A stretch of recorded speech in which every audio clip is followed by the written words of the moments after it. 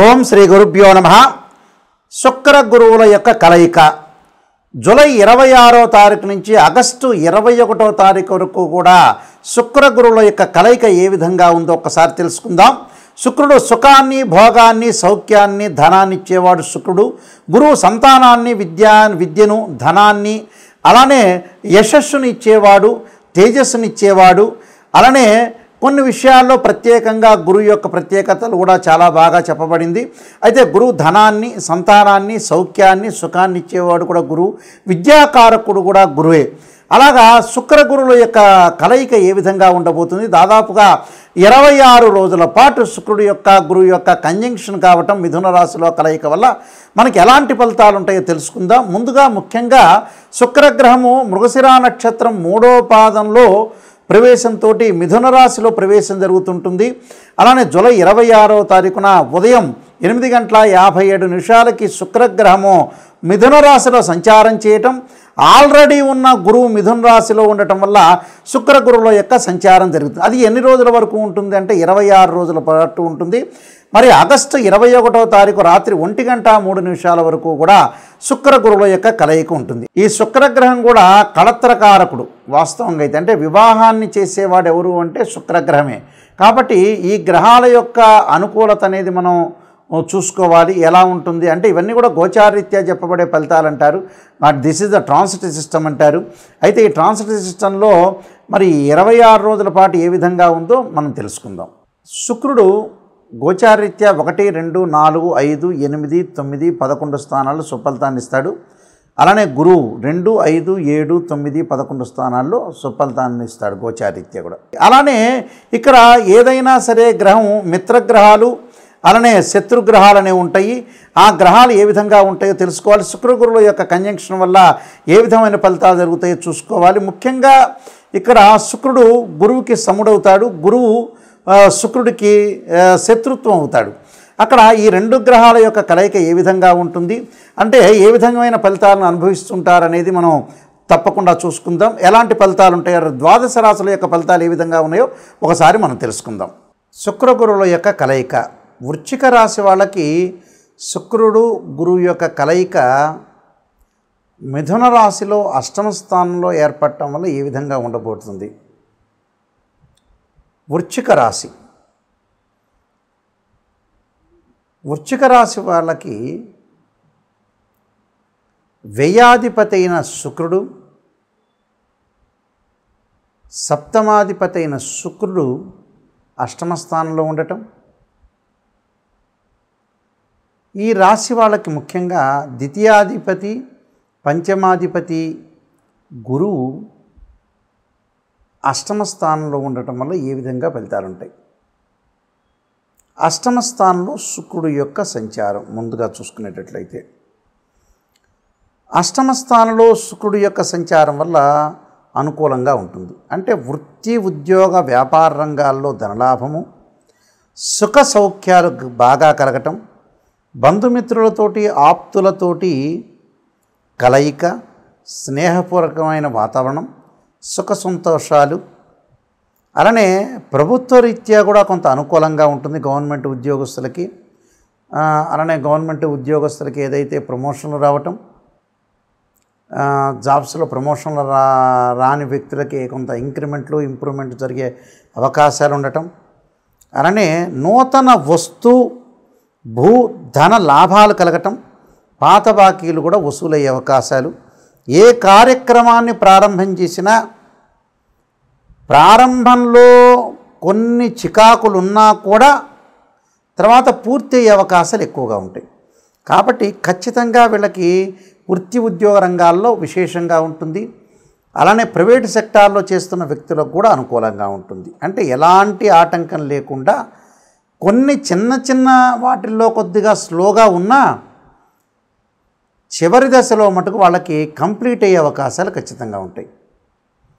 అయితే బిజినెస్ చేసే వాళ్ళకి ప్రత్యేకంగా చెప్పేది ఏంటంటే ఏదైతే 8వ స్థానంలో గురువు ఉండటం వల్ల కొంత బిజినెస్ పరంగా, వ్యాపార పరంగా అనుకూలంగా ఉండదు. అలానే ఎవరైతే పార్ట్నర్షిప్ ఉంటారో వాళ్ళ విషయంలో మటుకు కొంత భద్రంగా ఉండాలి. నమ్మి మోసపోయే అవకాశాలు ఎక్కువగా ఉంటాయి. అంటే నమ్మి మోసపోకుండా కొద్దిగా మనం చూసుకొని ముందుకు నడవాలి. పై అధికారుల వల్ల కొంత ఒత్తిడి జరగటం ఒకటి, రుణదాతుల ద్వారా కూడా ఒత్తిడి. అంటే ఎవరైతే మనం క్రెడిట్స్ ఇచ్చామో వాళ్ళందరూ కూడా ఏం చేస్తారంటే కొంత ఒత్తిడి చేస్తారు, ఫోర్స్ చేస్తుంటారు. ఆ ఫోర్స్ కూడా కొంత తగ్గించుకొని ముందుకు వెళ్ళాలి. అంటే ఇవన్నీ కూడా ఏమిటంటే మనలో లోపాలను మనం సవరణ చేసుకొని ముందుకు వెళ్ళాలి.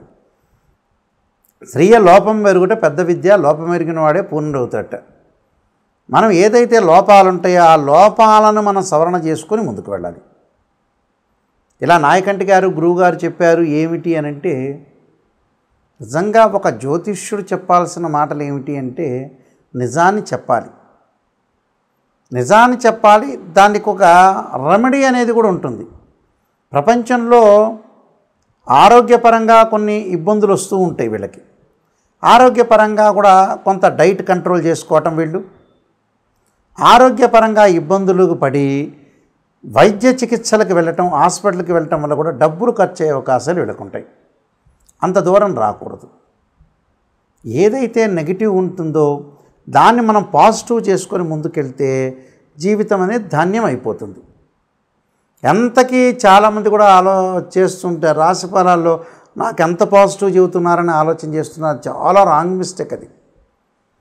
పాజిటివ్ని ఎంతవరకు నమ్మాలో అంతవరకే నమ్మాలి. నెగిటివ్ని మనం తీసుకోవాలి. ఎప్పుడు కూడా నెగిటివ్ని తీసుకుని ఆ నెగిటివ్ని మనం ఎలాగా ఓవర్కమ్ చేయగలుగుతాం, జీవితాన్ని మనం ధన్యం చేసుకోవడానికి ఎలా చేయగలుగుతాం. లైఫ్లో ప్రతి మనిషికి కూడా ఆటంకాలు వస్తుంటాయి, కష్టాలు వస్తాయి, సుఖాలు వస్తాయి, నష్టాలు వస్తాయి, లాభాలు వస్తాయి, లాభం లేకుండా ఉంటుంది.